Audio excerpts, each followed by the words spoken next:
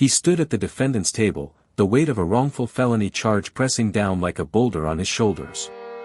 Moments earlier, he'd saved a young girl from a knife-wielding thief. Now, bruised, handcuffed, and dressed in jail scrubs, he was about to be charged with aggravated assault. Everyone assumed they knew the story, but only one man in the courtroom believed otherwise. His attorney. Marcus Bell wasn't a hero. He didn't think in those terms. On most days, he was just a quiet man who kept to himself, a structural engineer, divorced, no kids, no drama. The sort of man who lived by precision and pragmatism.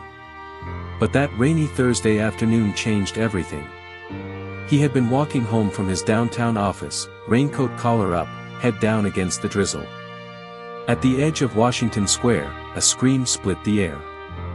Not the performative shout of college kids or protesters, but the raw, frightened yelp of a child. Marcus turned instinctively. Across the street, a girl no older than 13 was being dragged by the arm by a man twice her size. The man's other hand gripped a knife. No one else moved. A crowd froze. Phones were out, but no one intervened. Marcus did. He crossed traffic, shouldering aside a cyclist who swore at him, and sprinted. What happened next wasn't a blur. He remembered it all, because he'd run the scenario in his head hundreds of times since. He tackled the man from behind, wrenching the knife arm away and slamming both bodies onto the wet pavement. There was a struggle. The knife skittered away. Marcus punched, the man bit, and when it was over, the thief's nose was broken, a tooth was missing, and blood soaked his hoodie. When sirens approached, Marcus stood up, hands raised, breath heaving. The girl had run. Her school bag was still lying near the bench. Police arrived, weapons drawn. And then the second twist, the thief, now moaning and bloodied, claimed Marcus had attacked him without cause. Said he had just been asking the girl for directions. No one had seen the start of the confrontation clearly. And the girl was gone. Marcus tried to explain, but his statement was interrupted by the suspect's exaggerated cries and a whisper from a bystander claiming Marcus had hit him too hard. A rookie officer took the lead. Marcus was cuffed and placed in the back of a squad car. The knife was bagged. But by then, the narrative had already taken shape. The first time I met Marcus, it was a Sunday afternoon at the city jail. I'd been called in by his sister, a public school principal who knew I sometimes took private cases pro bono. She said he wouldn't accept a court-appointed attorney, but he had no real defense experience either. He looked like a man who hadn't slept in 3 days. Hollow-eyed, yet somehow still composed. I reviewed the charge sheet, felony assault with a deadly weapon, pending grand jury indictment. No bail granted yet. They think I'm a vigilante, he said. Or worse. They'll try to paint you as reckless, I replied. Or unhinged. It's simpler than accepting you did the right thing. He looked at me for a long moment. You believe me? I believe what's provable. Let's start there. Over the next 72 hours, my investigator and I combed through nearby businesses with security cameras, located witnesses who had seen pieces of the scuffle, and pulled hospital records. The alleged person claiming to be wronged was a man named Trevor Hale, with a long arrest record for petty theft, and at least one sealed juvenile case involving a minor. That sealed record intrigued me. But we had a major problem, no sign of the girl. Without her testimony, Marcus's version was uncorroborated. The DA could claim he'd taken the law into his own hands, especially since Hale's injuries were severe. The case moved fast. By the end of the week, we stood in arraignment court. The judge, new on the bench and visibly anxious, leaned toward prosecutorial caution. The DA's office pushed for remand. I objected. This man has no record, owns property, and cooperated fully, I argued. He did what no one else was willing to do, he intervened when a child was in danger. To treat him as the criminal here is not only unjust, it's absurd. The judge didn't bite. Marcus was returned to custody. Here's where the twists began. 2 days before the indictment, we received an anonymous tip, an address scribbled on an envelope. My investigator tracked it to a women's shelter on the east side.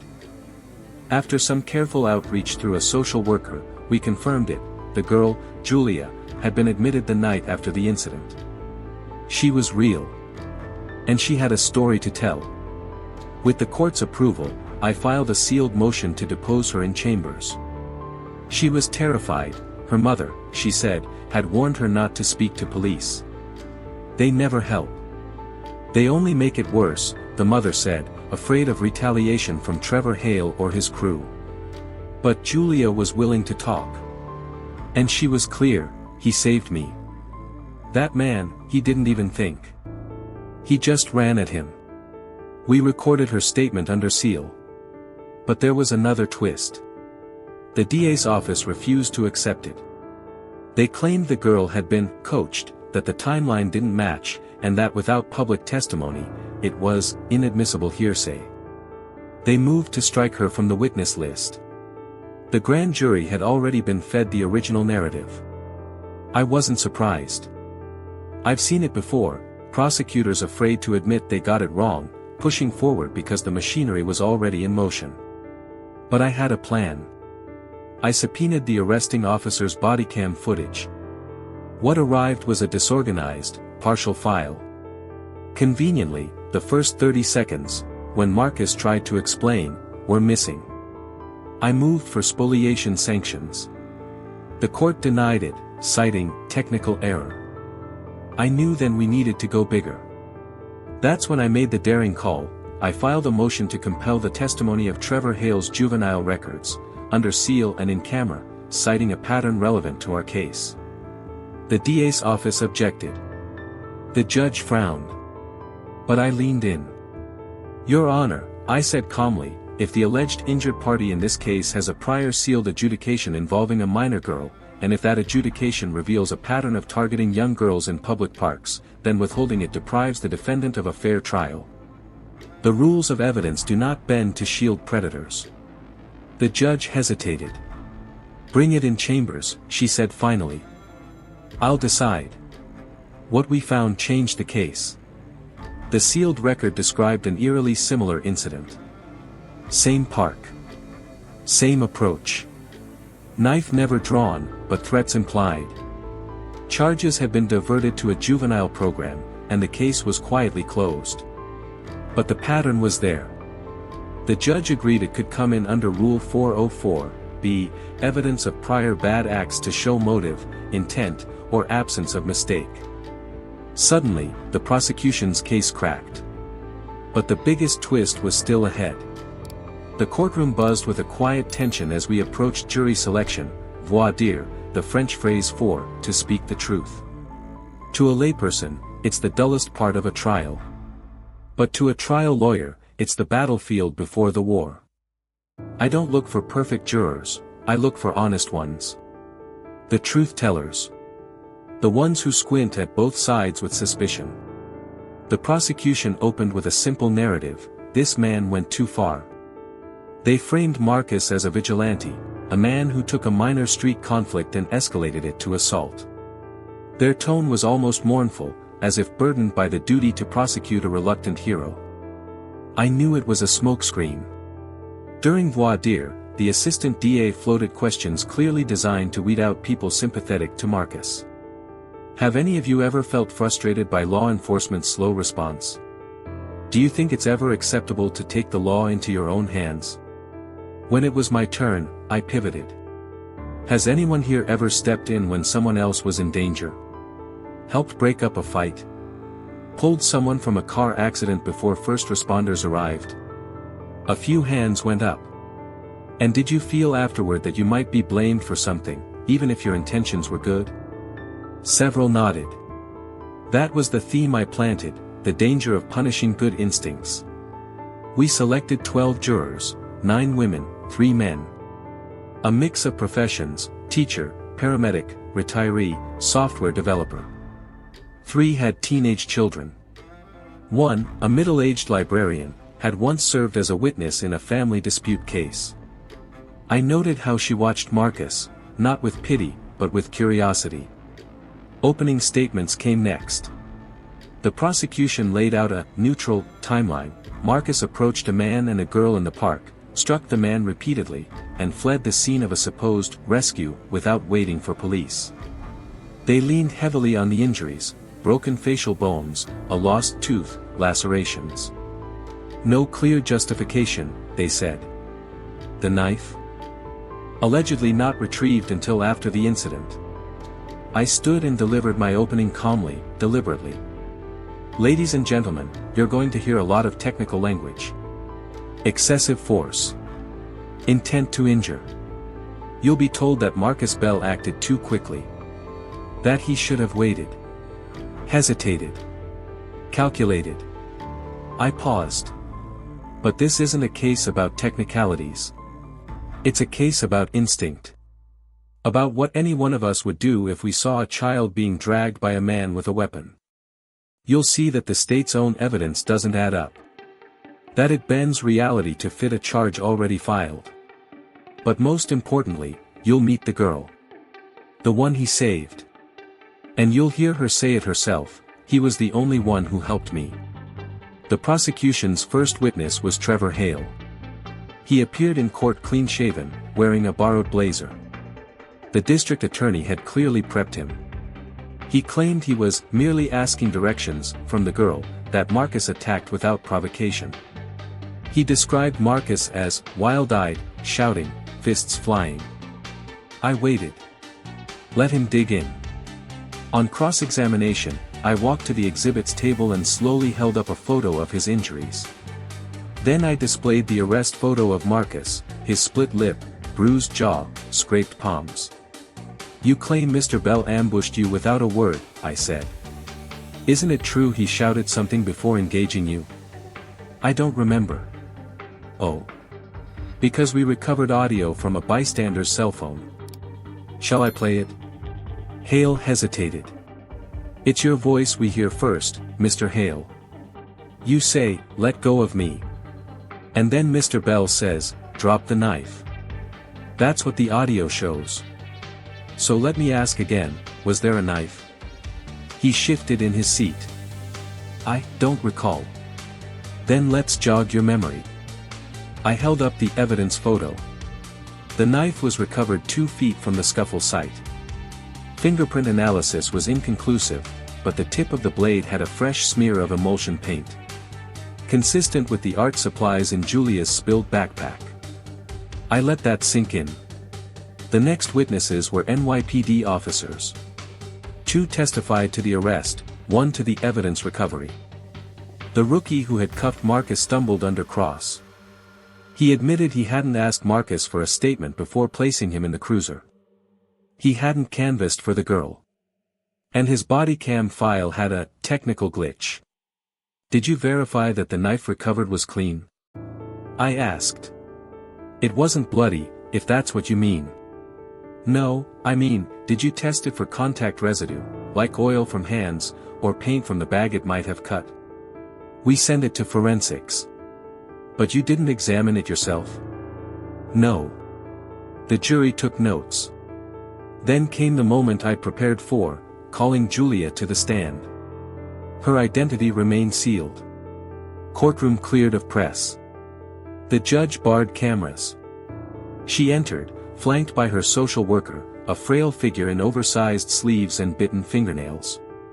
But her voice, though trembling, carried conviction. He tried to drag me behind the benches, she said, pointing to a court diagram. He said I had to come with him. Did he threaten you? I asked.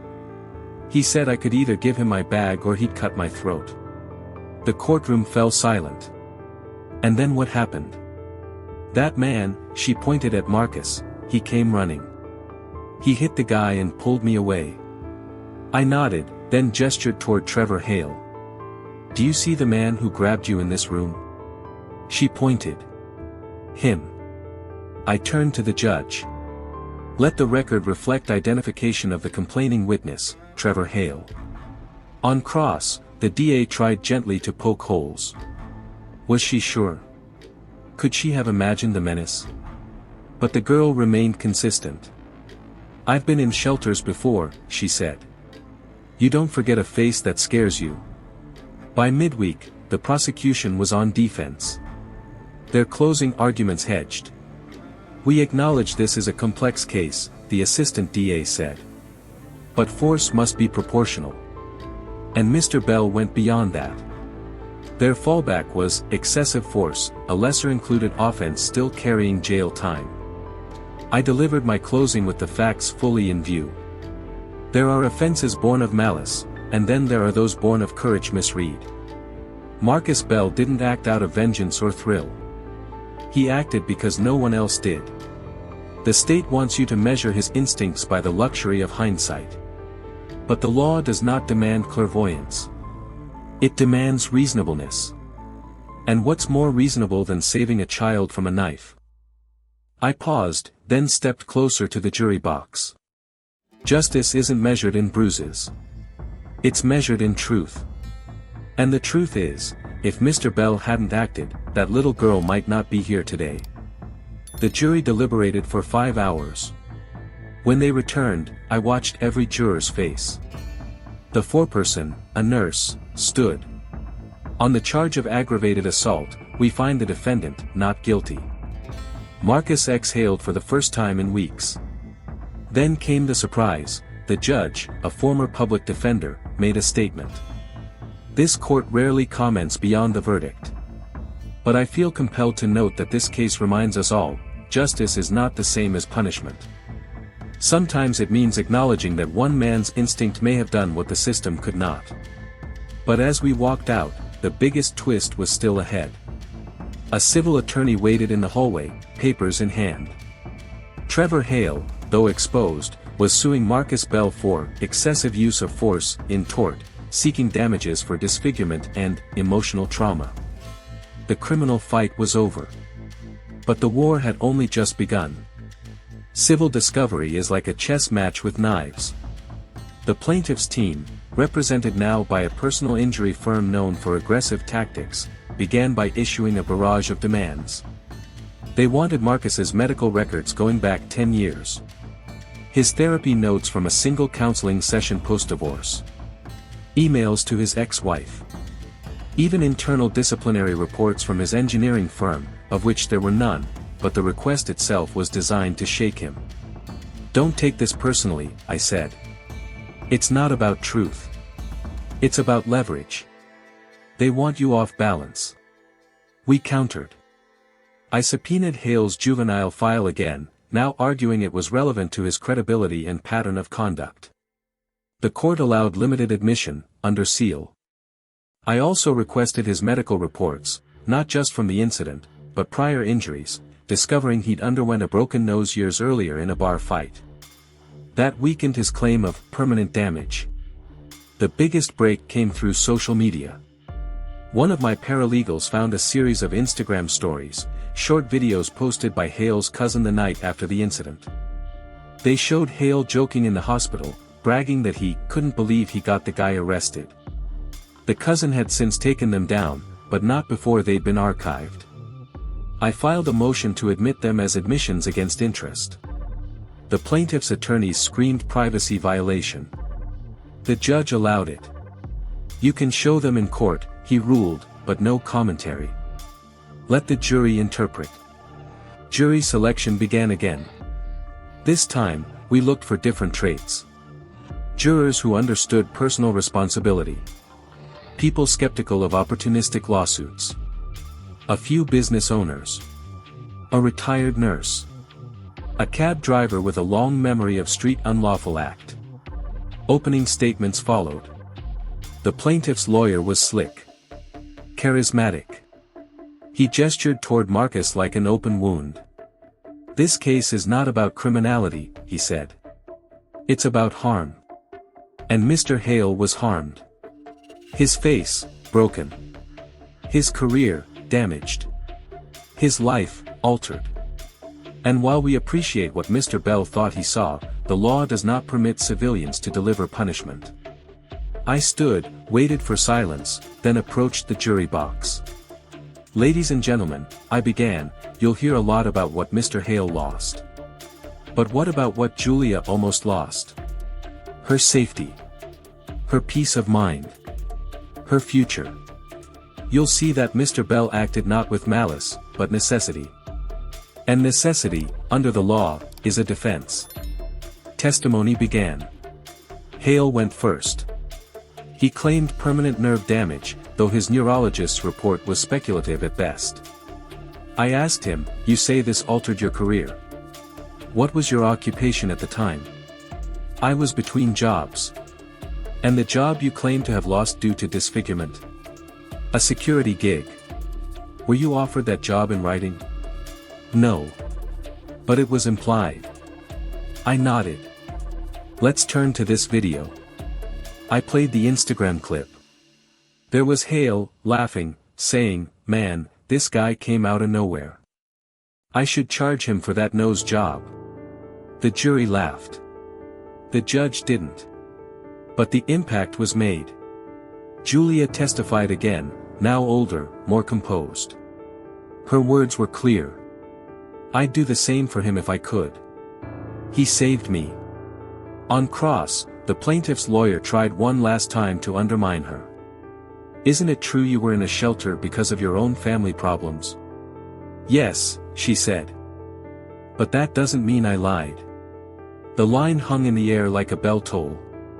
In closing, the plaintiff's attorney used emotion. What happened was traumatic, for both parties. But Mr. Bell made a choice, to attack, not defend. And choices have consequences. I countered with precision. Yes, choices have consequences. So let's examine all the choices. Trevor Hale's choice to approach a minor. His choice to carry a knife.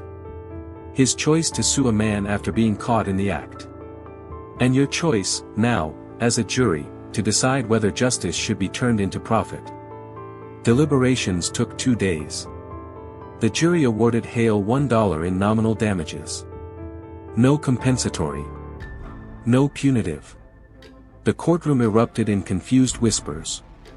It was a verdict that said, technically, maybe, he'd been touched too hard. But morally? Not a cent more.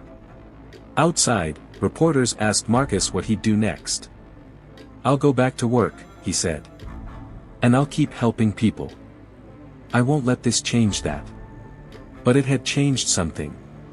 Not in him, but in the public. The girl he saved had watched the second trial from the gallery. As we left, she hugged him. You didn't just save me, she said. You showed everyone it's okay to care. But the system wasn't done with him. Because now, the police department, embarrassed by the body cam controversy, was opening an internal probe. And as I just discovered, one of the jurors had been approached during deliberations by an unknown party, possibly trying to influence the vote. The story wasn't over. I filed a FOIL, Freedom of Information Law, request for metadata from the body cam in question. The city denied the request, citing an ongoing personnel review. So I filed a motion in civil court to compel production of redacted records, arguing that the same device had captured a constitutional interaction and that my client was entitled to examine the chain of custody. The judge took it under advisement. In the meantime, Marcus began receiving anonymous messages. You think you're safe now? Next time, look away. Emails. Texts. Even a note taped to his car. We filed a police report, but the irony wasn't lost on either of us. They're not going to help, Marcus said. I embarrassed them. No. You revealed a truth they wanted buried, I replied. Then came the firestorm. A mid-level newspaper ran a piece, Hero or Menace. Vigilante's case raises questions about citizen interference. They interviewed Hale's civil attorney, who framed Marcus as a dangerous precedent for street justice. The story buried the acquittal. Buried Julia's testimony. Buried the surveillance footage. What it did focus on was one detail from Marcus's past, a bar scuffle from 7 years earlier, where he'd grabbed a man who shoved a woman on a dance floor. The charges had been dropped. But the paper framed it as a history of aggressive intervention. We held a press conference. Julia came forward publicly, now with her mother's blessing. She faced the cameras. Steadied herself. "No one else moved that day," she said. "He did. He didn't know me. He didn't wait to ask. He just saw I needed help."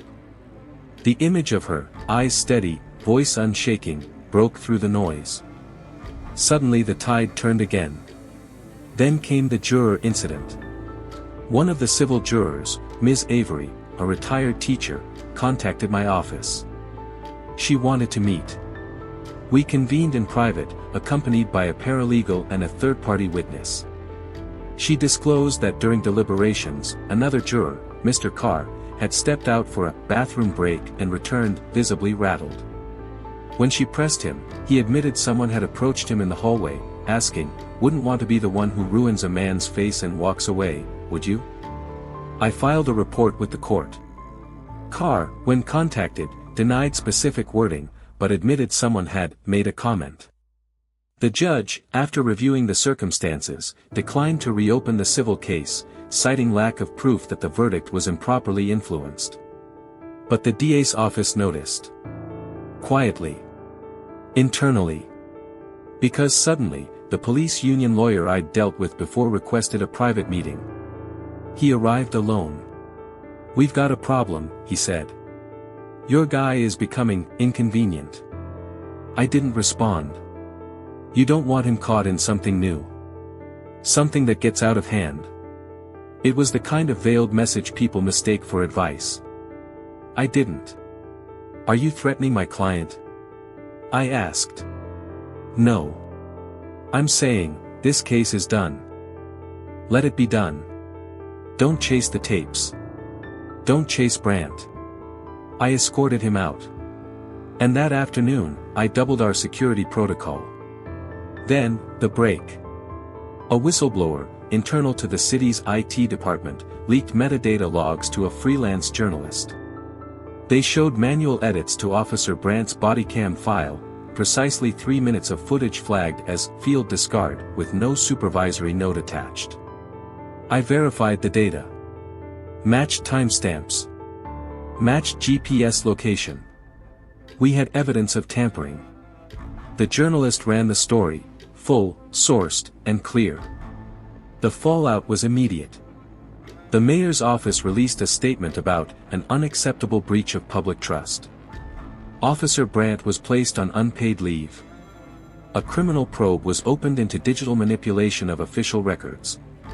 But the cost had already been paid, by Marcus. By Julia. By everyone the system tried to silence.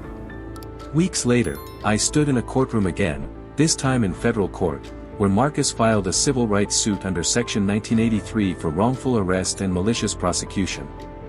The city moved to dismiss. The judge, a sharp, no-nonsense federal magistrate, denied the motion. We do not shield public actors from accountability when their actions erase exculpatory truth. It would be a long road. But we had taken the first step. One morning, months later, Marcus visited my office. He wore a new jacket. Grew out his beard a little. Looked lighter. "They offered a settlement," he said. "Low 6 figures. No admission of wrongdoing. You taking it?" He shook his head. "I'd rather go to trial. It's not about money." I nodded. It never was.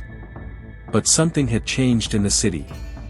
Civilians started stepping in again, pulling teens off subway tracks, reporting mistreatment in real time, assisting those in distress. And they weren't all punished for it. Marcus Bell had become the face of a reluctant reckoning. Not by choice, but by courage. But the fight wasn't finished. Because the officer who tampered with that body cam had retained counsel.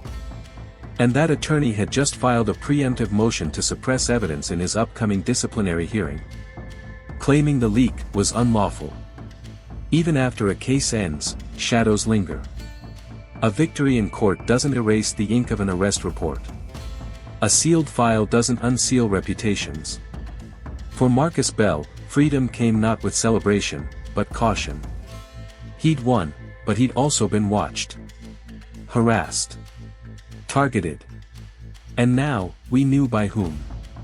The threatening note left on his windshield weeks earlier had been amateurishly typed, folded twice, and placed under the wiper with a scrap of tape. It read, "Keep testing us. You'll regret it." We turned it over to local police, again. They logged it. Again. No leads. But I had kept a copy. My investigator, a former cybercrimes detective, noticed something odd. The document had metadata. It had been printed from a government-issued Lexmark printer. Serial number traceable. A search revealed it belonged to the Office of Legal Coordination for the NYPD. That narrowed our suspect pool to less than 20 employees. I sent a quiet notice of preservation to the department's internal counsel, no threats, just a formal request that no electronic records from those devices be deleted or overwritten pending litigation. Within 48 hours, I received a call. "I'm with Internal Affairs," the voice said. "I think we need to talk." The man who met me in that conference room wasn't who I expected. He was sharp. Clean. Internal counsel, not field. He knew the case. Knew the politics. And now, he had something to offer. "A temporary staffer sent the note," he said. He panicked. He thought Mr. Bell's lawsuits would damage the department. He was right, I replied. "We've already terminated him," he continued. "We're prepared to issue a public statement, if Mr. Bell agrees to not pursue further damages."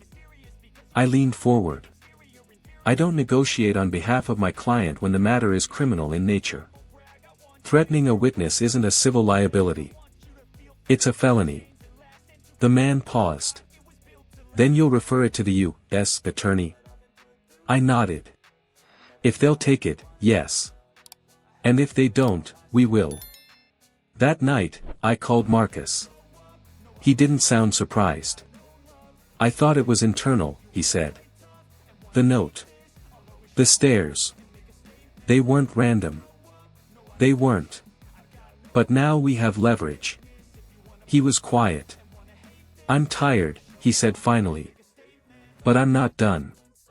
In coordination with the U.S. Attorney's Office, we submitted an affidavit outlining the timeline, the printer trace, and the pattern of targeted interference. The federal government accepted the referral. The temporary employee was indicted for witness intimidation under 18 U.S.C. Section 1512. The case didn't go to trial, he took a plea. He named 2 others in his department who had joked about making an example of Marcus Bell. The rot wasn't deep. But it was there. Marcus never wanted attention. But attention found him. He was invited to speak on panels about civilian courage. Police reform groups asked him to advise on new body cam policies. He declined every television interview, but he made one appearance. A closed-room conversation with new recruits at the police academy. He told them the truth. "I'm not your enemy. I wasn't then. I'm not now. But when your first instinct is to protect each other instead of the people you serve, you lose us. One by one. Until the law is just a uniform and a badge, not a promise." Not all applauded. But they listened. That was enough. Julia, the girl he saved, eventually graduated high school. She wrote an op-ed about the trial, about how she almost wasn't believed, and how one man's action changed her life. It was published in a city paper under the title, "When One Person Shows Up." It became required reading in a high school civics curriculum the following year. I saw Marcus for the last time 6 months after everything was over. We met for coffee. He looked better. He'd started a mentorship group for at-risk boys, quietly, no press. I asked him, "Do you regret stepping in that day?" He shook his head. "If I hadn't, I wouldn't be able to look at myself. That girl needed someone. I was there. That's it." He stood up, shook my hand, and left. A quiet man.